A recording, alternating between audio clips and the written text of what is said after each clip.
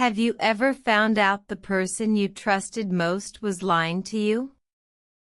I walked into my own bedroom and saw my wife kissing a man I did not know.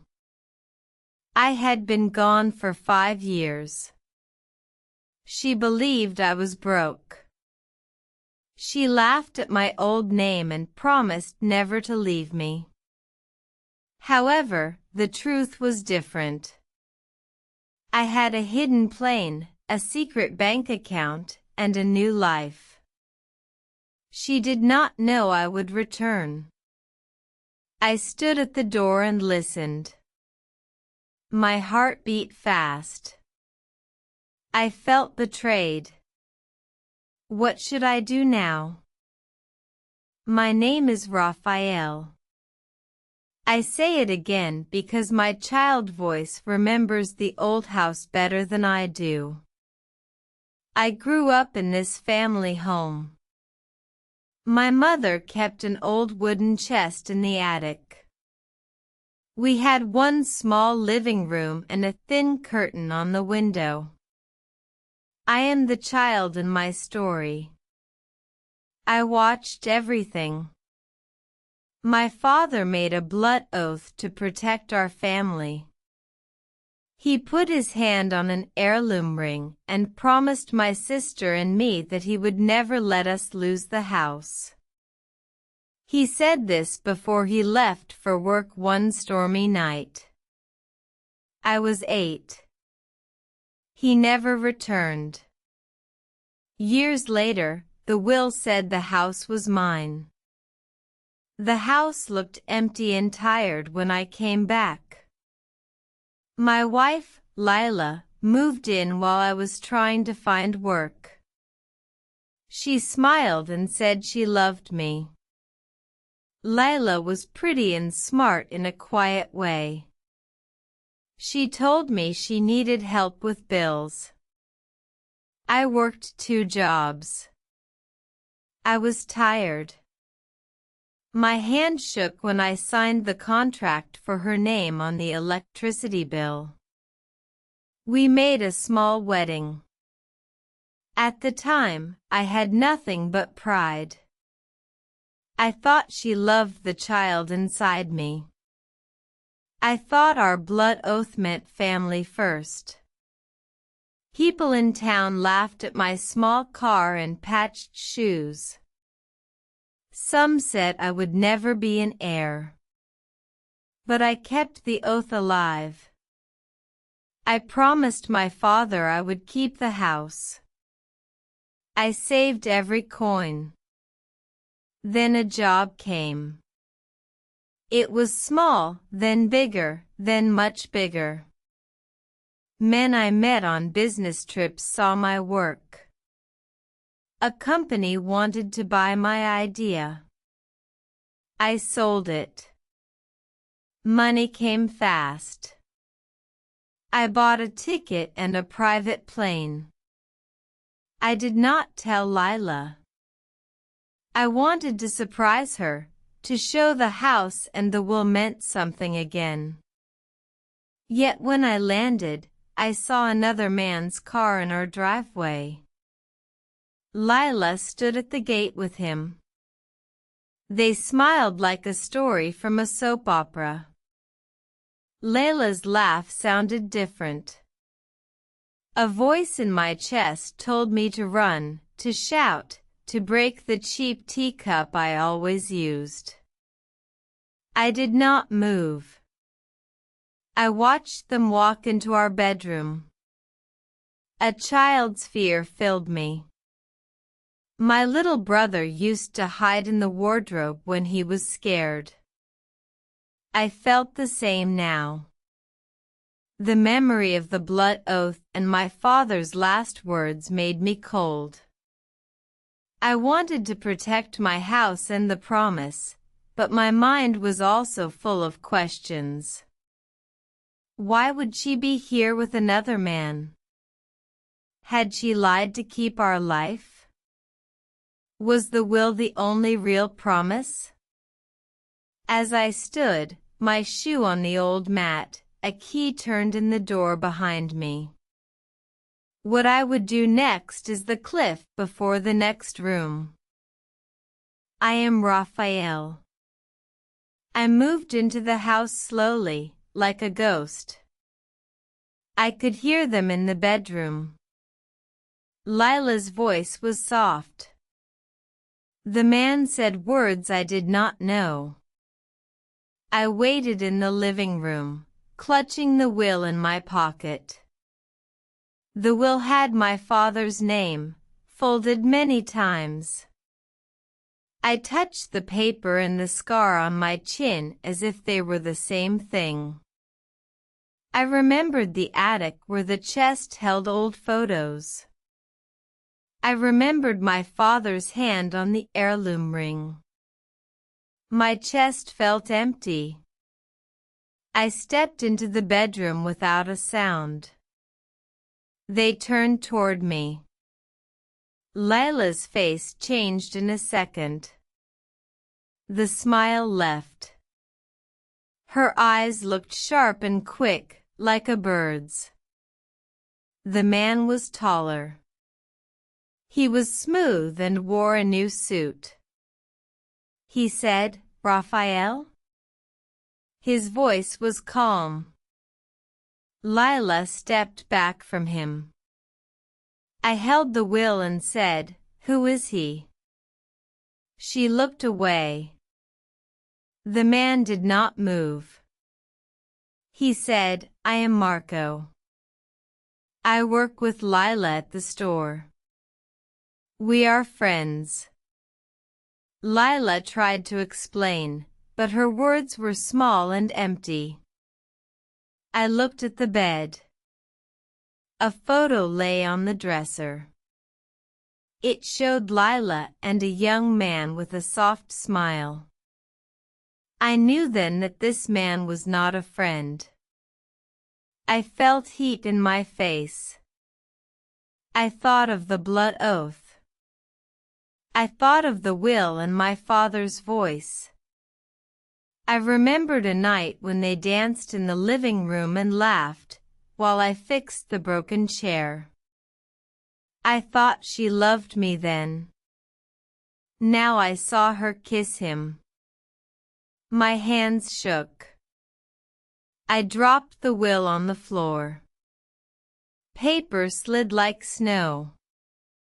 The man stepped closer and said, "We did not mean to cause pain. We waited because you were gone." Lila said, "I tried to tell you when you left. I said I would wait. But he is different now." Her words made no sense to me. My child heart wanted to cry. I wanted to ask about love, about money, about the hidden bank accounts I kept secret. I wanted to show her my plane ticket, my new suits, the line of cars outside. Instead, I said nothing. Anger burned in me like hot milk. I left the room and walked to the attic. I climbed the ladder and found the chest. Inside was a letter from my father and a paper that said I was the heir. The letter said, "Keep the oath. Keep the home. But watch what love does to people." My breath came fast. I felt the old fear and a new plan. My revenge would be cold. I would not shout. I would not break the house. I wanted to expose and heal. I wanted to show the truth to the family and the town. I touched the heirloom ring in the chest. The sound of a car horn outside cut through the silence. Someone was coming to our house. Who would arrive next? I am Raphael. I left the attic with the ring and the letter. I felt like a different person. The ring was heavy. It held my father's voice. I walked down the steps slowly. My child memory mixed with the man I had become. Lila saw me in the hall. Her face went white. Marco stood at the dining table and smiled like a man who did not know fear. I did not speak. I turned the will in my hands and said, I am the heir. The will is legal. The house is mine. Marco laughed softly and said, money changes everything. Layla reached for my arm. Rafa, you changed. You have money now. We can leave this life. You do not understand. I did understand.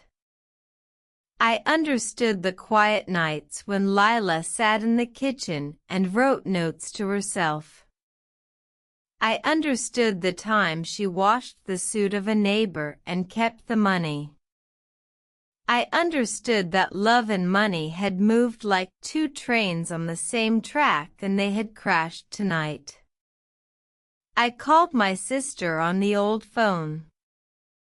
She came fast with our small child and my estranged brother. The house filled with faces I knew. My sister looked at Lila with a cold calm. My brother held the heirloom ring like it was a sword. People gathered. The neighbor who once laughed at my shoes came to watch. I wanted this to be public. I wanted to expose the betrayal. I told everyone, I will read my father's letter now. He knew money would change people. He warned us.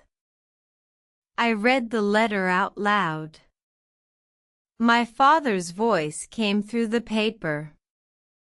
It said, trust is a blood rope. When cut, it bleeds far. Do not hold hands with liars. The room went very quiet. Layla's face crumpled. She said, I never wanted to hurt you. I was scared of hunger.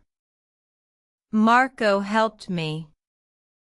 We planned to wait and tell you when it was safe. The town people did not look kind. A cousin said, you broke an oath. Lila whispered, I made a mistake. Marco tried to leave, but my brother blocked the door. Suddenly, Lila grabbed the will from my hands and tore a piece of the paper. She said, this old paper cannot keep love. You never looked at me when I cried. I felt a sharp pain like a child's fall. The blood oath was broken not by my father's voice but by living people. Lila's action made the will look small. A lawyer came with a phone call. He said the will was signed and legal. He promised the law would follow the paper. The house belonged to me. Still, people looked at each other like we were all guilty. My sister said, we will fix this. But first we must ask why you left, Raphael. My chest went cold. I had no answer the family wanted. The house was mine, but trust was not. I thought of revenge. I thought of showing Lila the life she lost. But a small voice in my head, my child voice, asked me to be kinder. I stood at the window and watched the street. A car slowly drove away.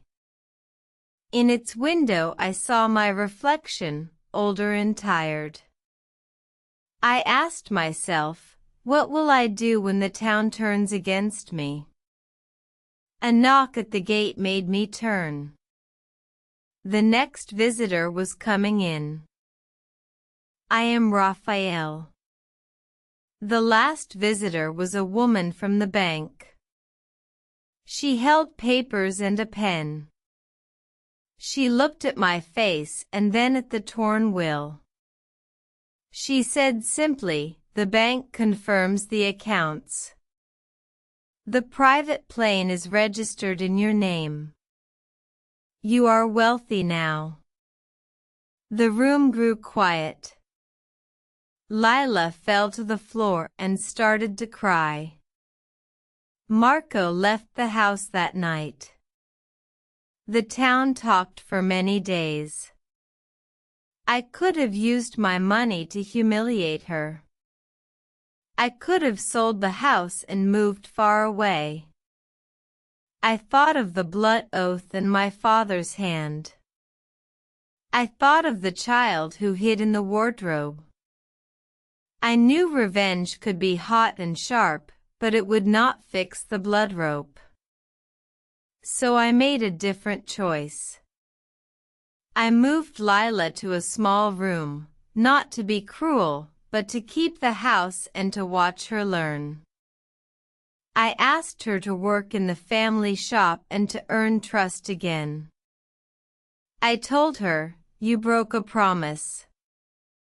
You must fix it. I will help you, but you must be honest." She signed a short paper in front of the family. She agreed to return the money Marco gave her and to tell the truth to the town. Slowly, people watched her change. My sister helped with custody of our little cousin for a while. The heirloom ring stayed on my finger. The house stayed warm. The final twist came months later. Lila walked into the living room with a small box. Inside was an old photo of my father and a letter she had found hidden behind a board. She had returned it to me and said, "I was wrong. I will keep the oath with you now." I felt both pain and a small joy. The lesson I learned is simple. Power and money can reveal truth, but they do not heal. The real work is to rebuild trust word by word. As a child, I wanted revenge like a loud noise. As a man, I learned to use silence and law to show the truth. Trust is fragile. Keep your blood promises. If someone breaks them, face them with truth, then choose a path that heals, not destroys. The house still holds our childhood and our mistakes. Sometimes I sit in the attic and read my father's letter. I close my eyes and remember the oath. I ask myself, could I have forgiven sooner? The answer is not simple. But the family now knows this. Truth will be seen, and the broken blood oath can be repaired with work and honesty.